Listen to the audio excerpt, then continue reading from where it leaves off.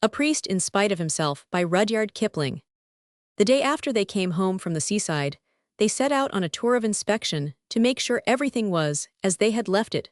Soon, they discovered that old Hobden had blocked their best hedge gaps with stakes and thorn bundles, and had trimmed up the hedges where the blackberries were setting. "It can't be time for the gypsies to come along," said Una. "Why, it was summer, only the other day."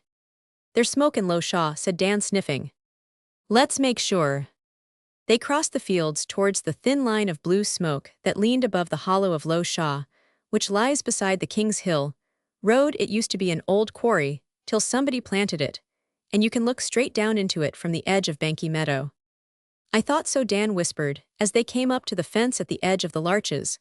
A gypsy, not the showman's sort, but the old black kind with little windows high up, and a baby gate across the doorways, getting ready to PG 182, leave.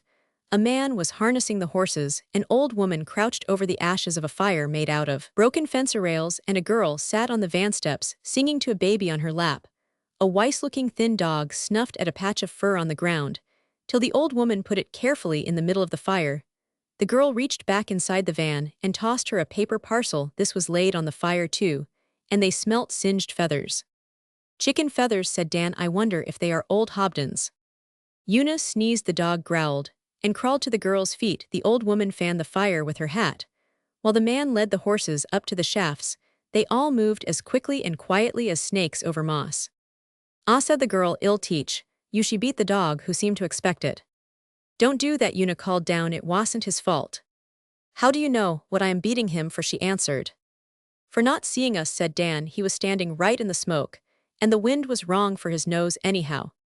The girl stopped beating the dog, and the old woman fanned faster than ever. "You've fanned some of your feathers out of the fire," said Una. "There's a tail feather by that chestnut taut." "What of it?" said the old woman, as she grabbed it. PG 183. "Oh, nothing," said Dan, "only I've heard say that tail feathers are as bad as the whole bird, sometimes." That was a saying of Hobden's about pheasants. Old Hobden always burned all feather and fur before he sat down to eat.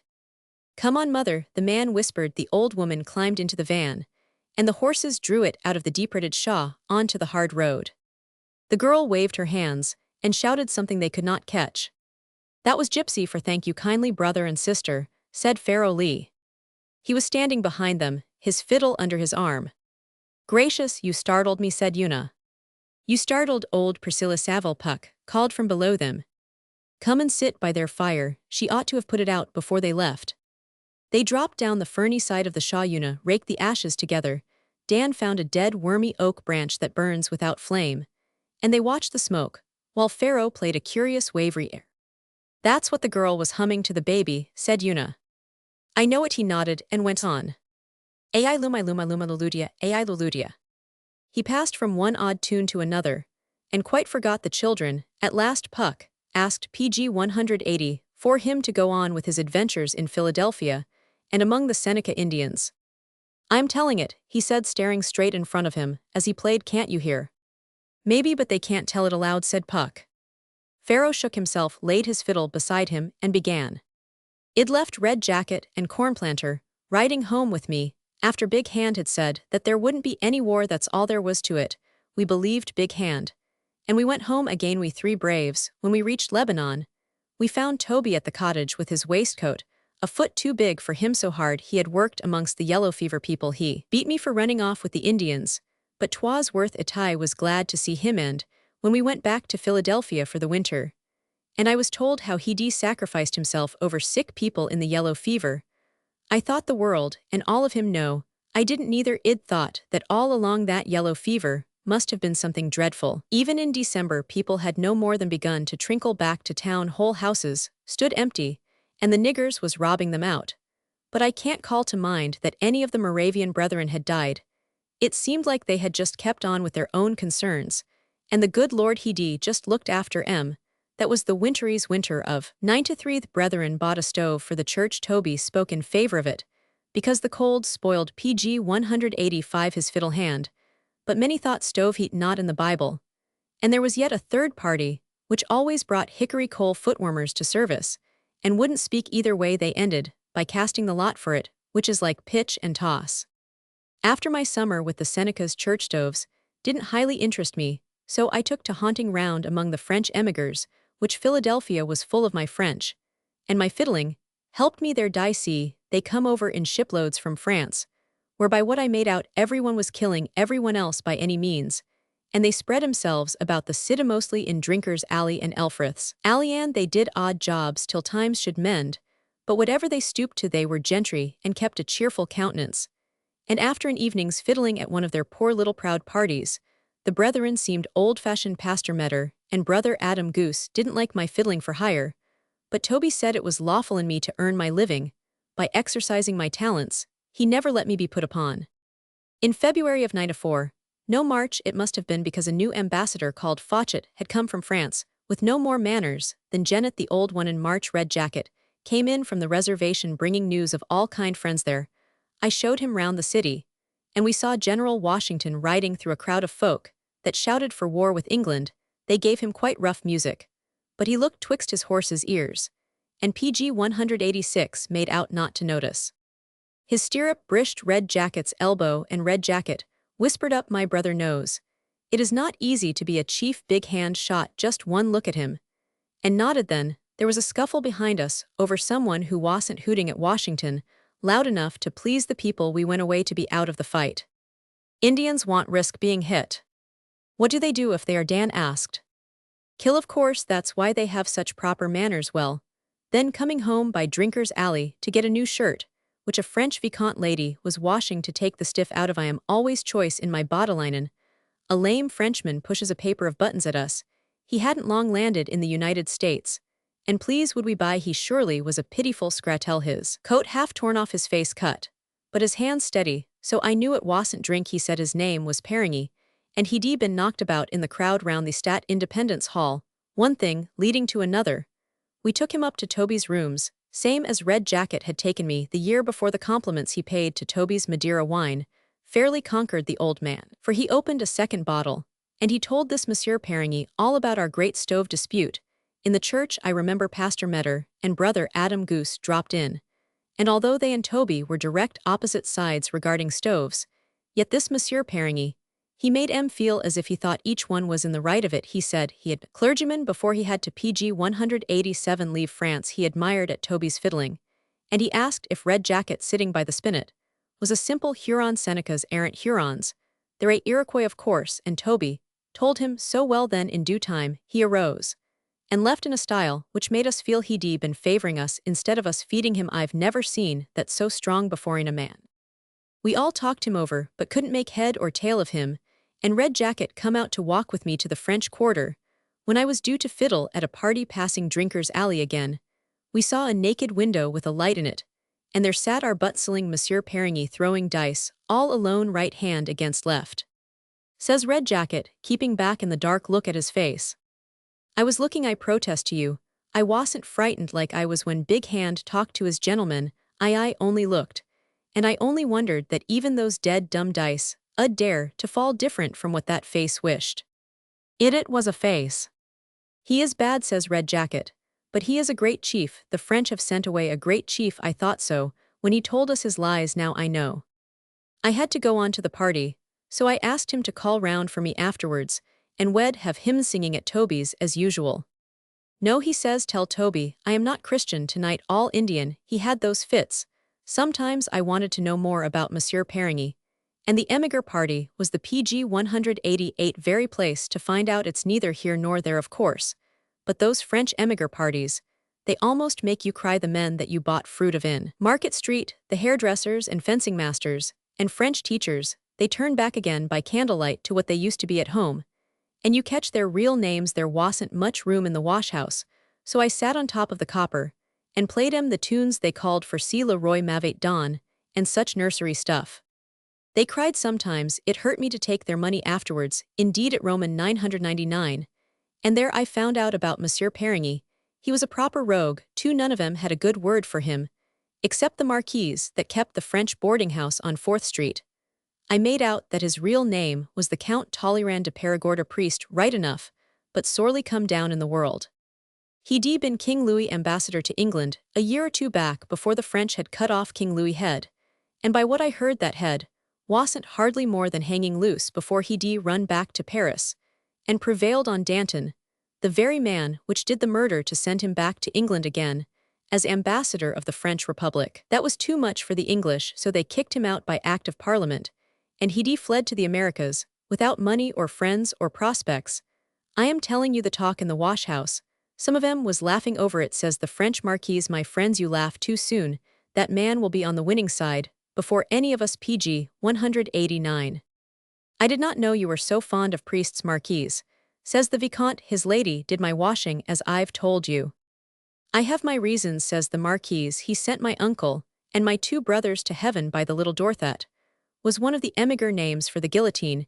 He will be on the winning side, if it costs him the blood of every friend he has in the world.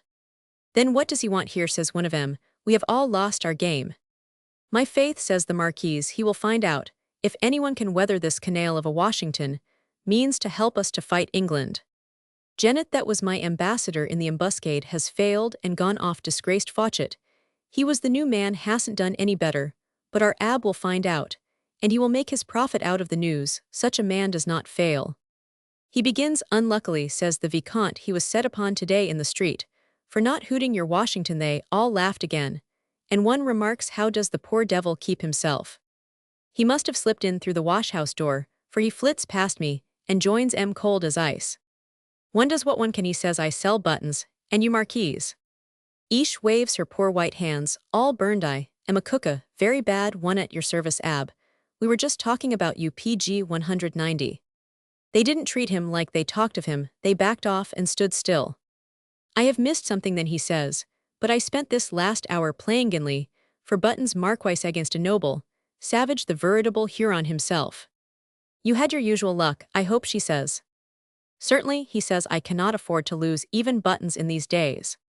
Then I suppose the child of nature does not know that your dice are usually loaded, Father Tautatus. She continues. I don't know whether she meant to accuse him of cheating. He only bows. Not yet, Mademoiselle Cunégonde, he says, and goes on to make himself agreeable to the rest of the company. And that was how I found out our Monsieur Perigny was Count Charles Maurice Talleyrand de Perigord. Pharaoh stopped, but the children said nothing. You've heard of him, said Pharaoh. Una shook her head. Was Red Jacket the Indian he played dice with? Dan asked. He was. Red Jacket told me the next time we met. I asked if the lame man had cheated. Red Jacket said no. Had played quite fair, and was a master player. I allow Red Jacket knew. I've seen him on the reservation play himself out of everything he had, and in again. Then I told Red Jacket all I'd heard at the party concerning Talleyrand. I was right, he says. I saw the man's warface. PG 191. When he thought he was alone, that is why I played him. I played him face to face. He is a great chief. Do they say why he comes here? They say he comes to find out if Big Hand makes war against the English, I said. Red Jacket grunted yes. He says he asked me that too. If he had been a small chief, I should have lied. But he is a great chief. He knew I was a chief.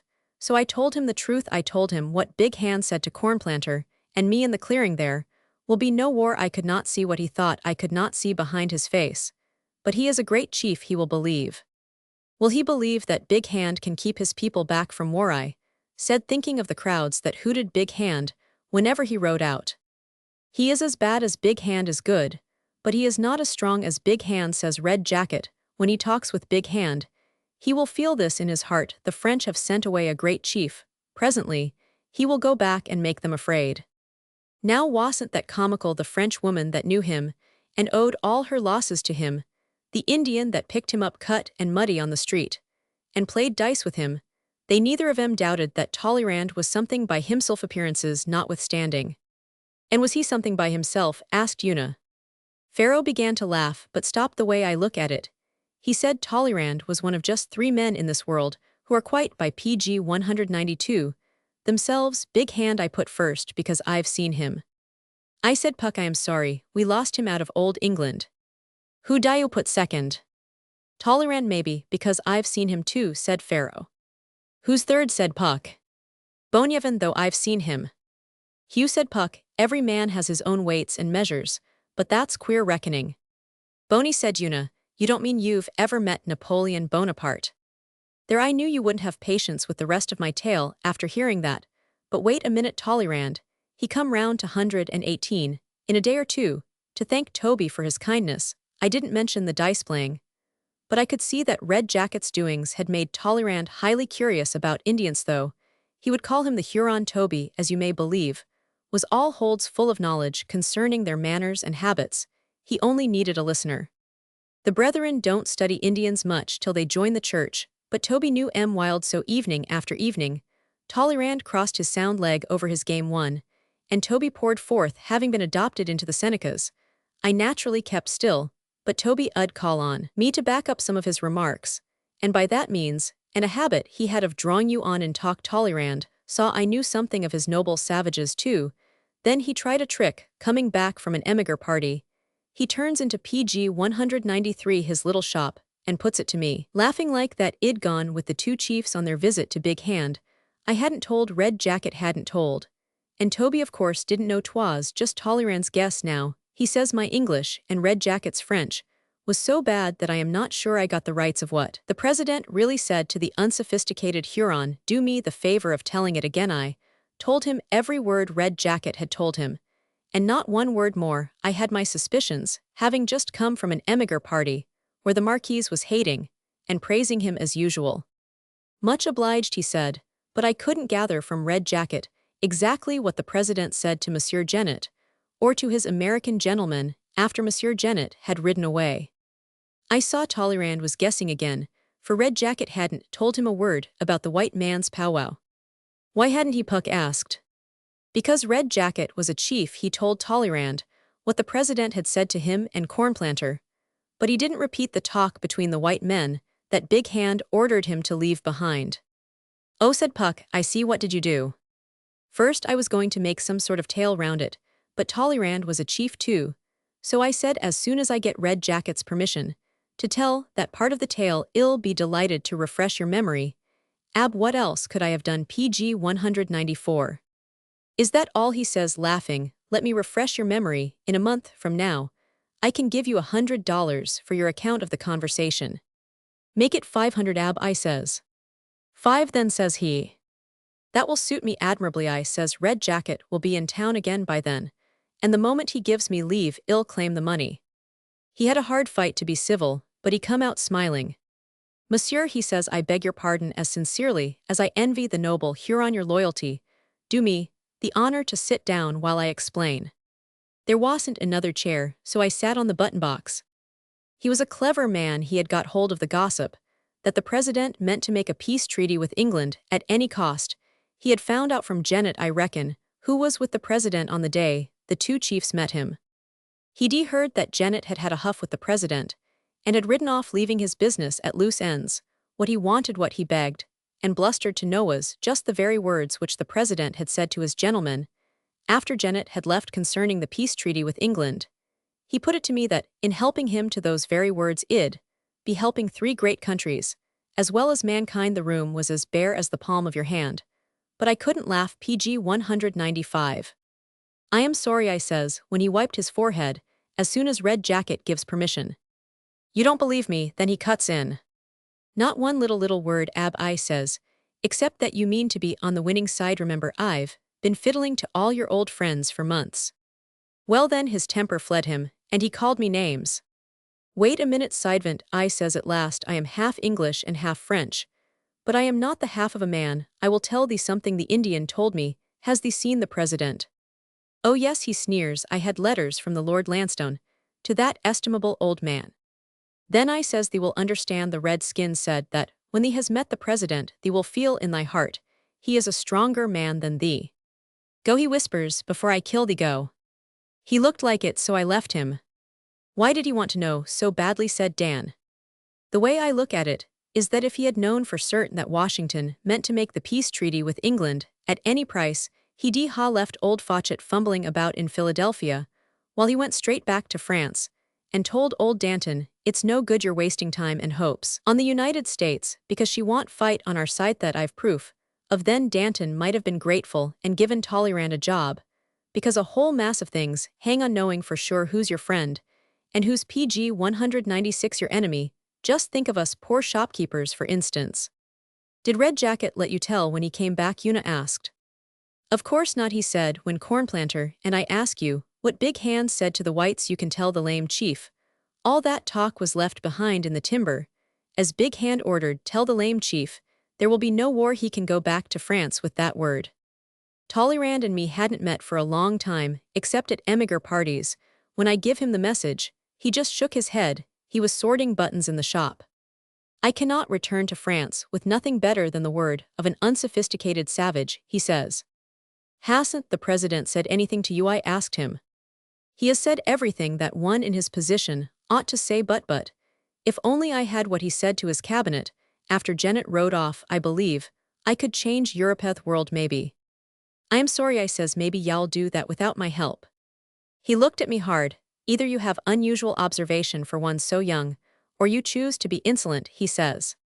It was intended for a compliment, I says, but no odds. We're off in a few days for our summer trip, and I've come to make my goodbyes.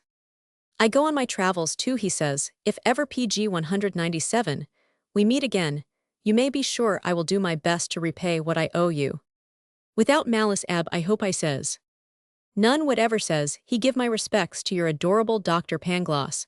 That was one of his side names for Toby, and the Huron I never could teach him the difference betwixt Hurons and Senecas. Then Sister Haga came in for a paper of what we call pilly buttons. And that was the last I saw of Talleyrand in those parts. But after that you met Napoleon, didn't you, said Una. Wait just a little, dearie. After that Toby and I went to Lebanon and the reservation, and being older and knowing better how to manage him, I enjoyed myself well that summer with fiddling and fun. When we came back the brethren got after Toby, because I wasn't learning any lawful trade, and he had hard work to save me from being apprenticed to Helmbold and Jayer, the printers. 'Twould have ruined our music together, indeed it would. And when we escaped that old Mats Roush, the leather breeches maker, round the corner took a notion I was cut out for skin dressing. But we were rescued along towards Christmas. There comes a big sealed letter from the bank, saying that a Monsieur Talleyrand had put $500 £100 to my credit there to use as I pleased. There was a little note from him inside. Didn't give any address to thank me for past kindnesses, and my believing in his future, which he said was pretty PG 198 cloudy at the time of writing. I wished Toby to share the money. I hadn't done more than bring Talleyrand up to 118. The kindnesses were Toby's, but Toby said no.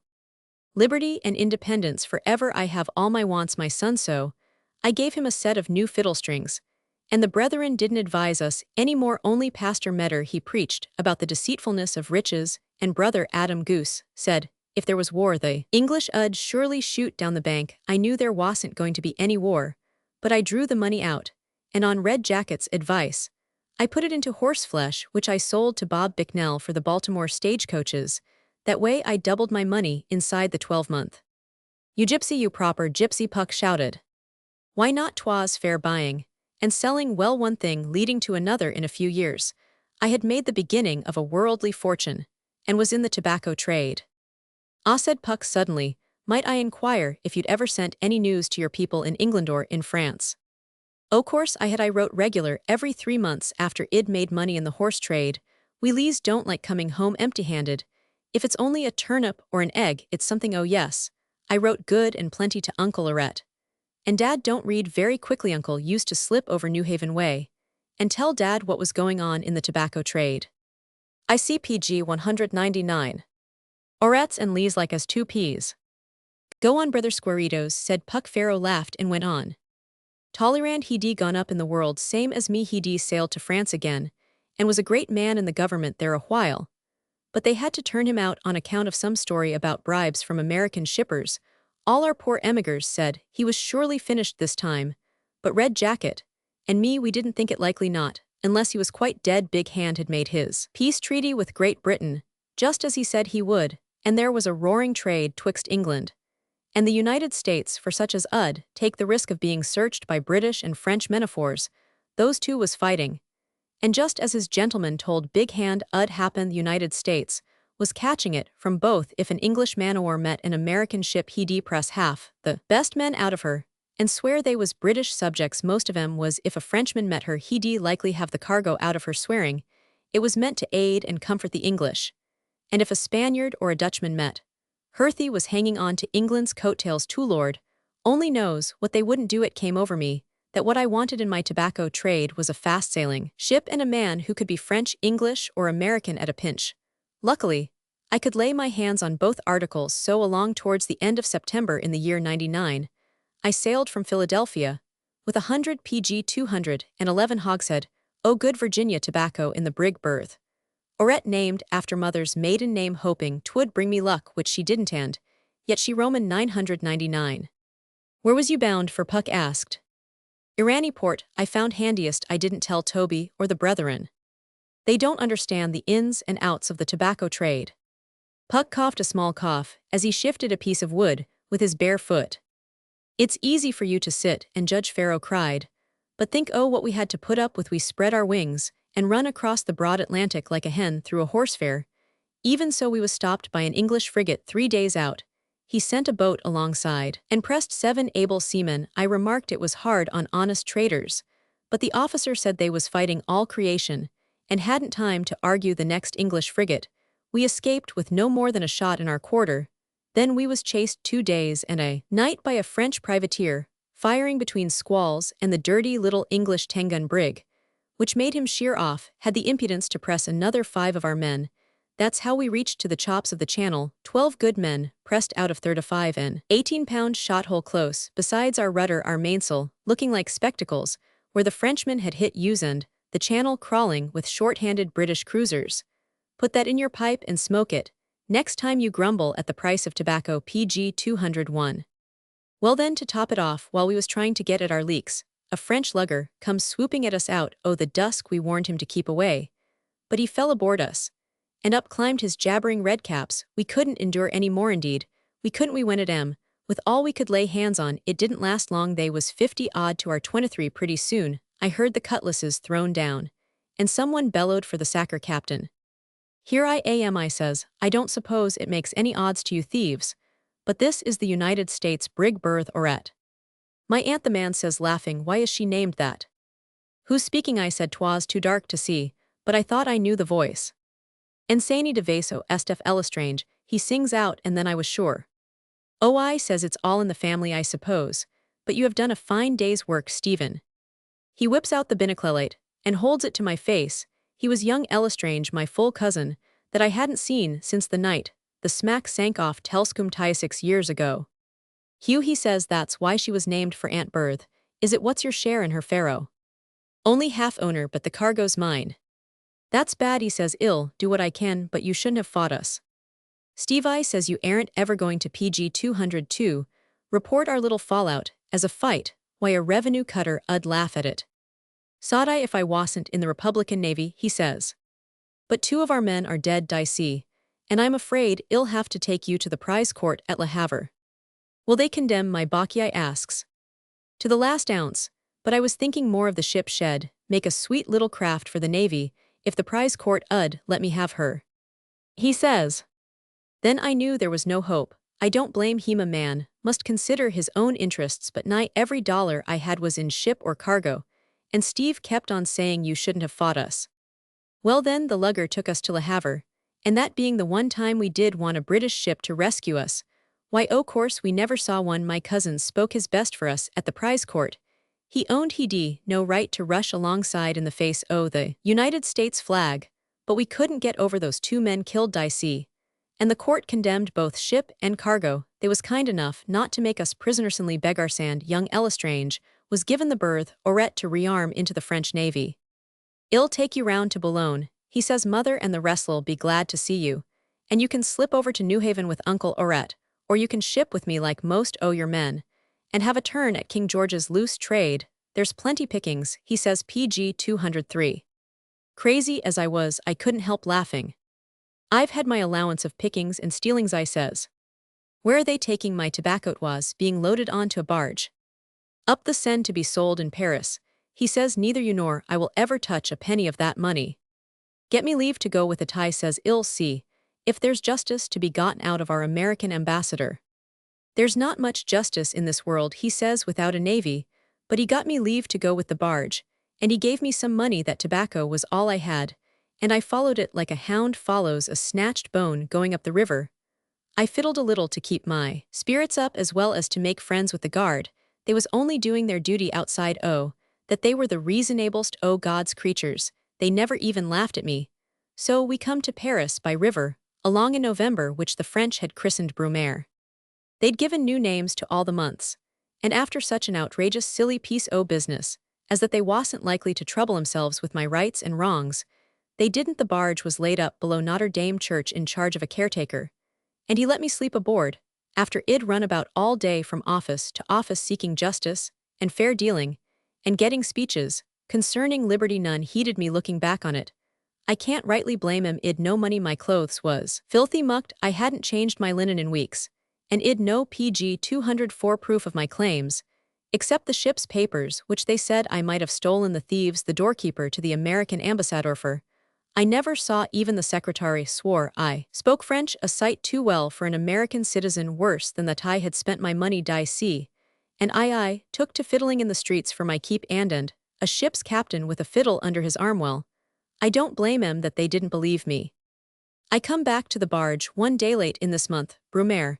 It was fair beazled out. Old Mangon, the caretaker, he lit a fire in a bucket, and was grilling a herring. Courage, mon ami, he says, dinner is served.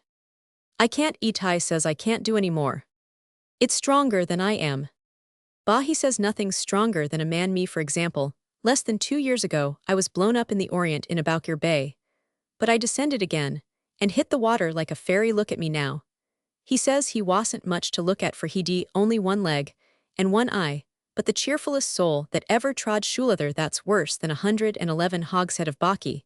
He goes on, you're young too. What wouldn't I give to be young in France at this hour? There's nothing you couldn't do. He says the ball's at your feet, kick it. He says he kicks the old fire bucket with his peg leg. General Bonaparte, for example, he goes on, that man's a babe, PG 205, compared to me, and see what he's done already. He's conquered Egypt and Austria and Italy, oh, half Europe, he says, and now he sails back to Paris. And he sails out to St. Cloud down the river. Here, don't stare at the river, you young fooland, all in front of these pig-jobbing lawyers and citizens. He makes himself consul, which is as good as a king. Hell be king too, in the next 3 turns of the capstan, king of France, England, and the world. Think oh that he shouts, and eat your herring. I says something about Boney. If he hadn't been fighting England, I shouldn't have lost my back. I should. Young fellow, says Mangon, you don't understand. We heard cheering. A carriage passed over the bridge with 2 in it. That's the man himself, says Mangon. Hell, give him something to cheer for. Soon he stands at the salute. Who's t'other in black beside him? I asks, fairly shaking all over. Ah, he's the clever one. Y'all hear of him before long. He's that scoundrel Bishop Talleyrand. It is, I said, and up the steps I went with my fiddle, and run after the carriage, calling ab ab. A soldier knocked the wind out of me with the back of his sword, but I had sense to keep on following till the carriage stopped, and there just was a crowd round the house door. I must have PG 206, been half crazy, else I wouldn't have struck up C. Le Roi m'avait dans Paris la grande ville. I thought it might remind him. That is a good omen, he says to Boney, sitting all hunched up, and he looks straight at me. Abio ab, I says, don't you remember Toby and 118 Street? He said not a word. He just crooked his long white finger to the guard at the door, while the carriage steps were let down, and I skipped into the house, and they slammed the door in the crowd's face. You go there, says a soldier, and shoves me into an empty room where I catched my first breath, since I'd left the barge. Presently I heard plates rattling next door. There were only folding doors between and a cork drawn. I tell you, someone shouts with his mouth full. It was all that sulky ass Sia's fault. Only my speech to the 500 saved the situation. Did it save your coat, says Talleyrand. I hear they tore it when they threw you out. Don't gasconade to me. You may be in the road of victory, but you aren't there yet. Then I guessed t'other man was Boney. He stamped about and swore at Talleyrand. You forget yourself, consul, says Talleyrand, or rather, you remember yourself, Corsican. Pig, says Boney, and worse. Emperor, says Talleyrand, but the way he spoke, it sounded worst of all. Someone must have backed against the folding doors, for they PG 207 flew open, and showed me in the middle of the room. Boney whipped out his pistol before I could stand up. General, says Talleyrand to him, this gentleman has a habit of catching us canaille, and Deshabille, put that thing down. Boney laid it on the table, so I guessed which was Master Talleyrand. Takes my hand, charmed to see you again, Candide. He says, how is the adorable Dr. Pangloss and the noble Huron? They were doing very well when I left, I said, but I am not. Do you sell buttons now, he says, and fills me a glass of wine off the table. Madeira says he not so good as some I have drunk. You mountebank, Boney roars, turn that out, he didn't even say man, but Talleyrand being gentle born just went on. Pheasant is not so good as pork, he says you will find some at that table, if you will do me the honor to sit down, pass him a clean plate, General. And as true as I am here, Boney slid a plate along just like a sulky child. He was a lanky-haired, yellow-skinned little man, as nervous as a cat and as dangerous, I could feel that. And now, said Talleyrand, crossing his game leg over his sound, one, will you tell me your story? I was in a fluster, but I told him nearly everything from the time he left me the $500 in Philadelphia, up to my losing ship and cargo at Le Havre. Boney began by listening PG 208, but after a bit he dropped into his own thoughts, and looked at the crowd sideways through the front-room curtains. Talleyrand called to him when it'd done.